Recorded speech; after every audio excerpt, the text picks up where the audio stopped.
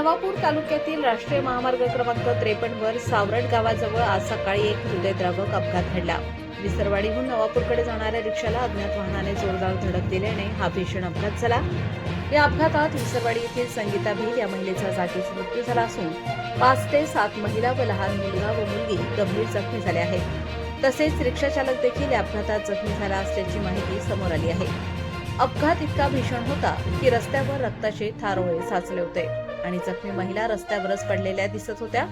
मिळालेल्या माहितीनुसार विसरवाडीतील या महिला नवापूर येथे शासकीय योजनेअंतर्गत भांडे वाटप सुरू असल्याने सकाळीच निघाल्या होत्या, मात्र नियतीने वेगळाच घात केला।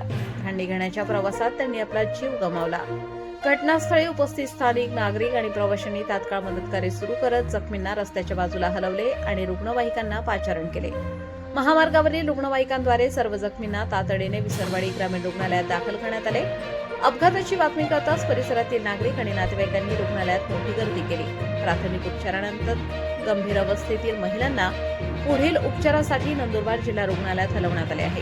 काही महिलांच्या डोक्याला गंभीर दुखापत झाली असून एका महिलेच्या हाताची बोटे कापली गेली, तर सोबत असलेली एक लहान मुलगी व एक लहान मुलगा यांना देखील दुखापत झाली आहे। दरम्यान धडक देणारा अज्ञात वाहन चालक अपघातानंतर घटनास्थळावरून पसार झाला असून पोलीस त्याचा शोध घेत आहेत।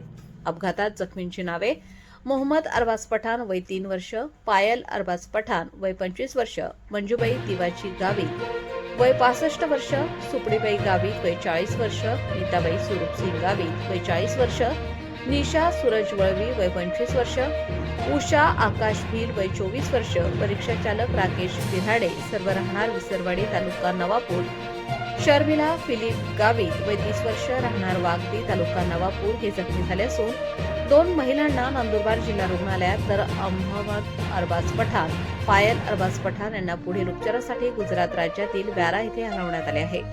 घटनेची माहिती मिळताच नवापूर कृषी उत्पन्न बाजार समितीचे सभापती बकाराम गावित यांनी विसरवाडी ग्रामीण रुग्णालयात धाव घेत जखमींची विचारपूस केली। एका साध्या अपेक्षेने निघालेला प्रवास क्षणात दुर्दैवी ठरला।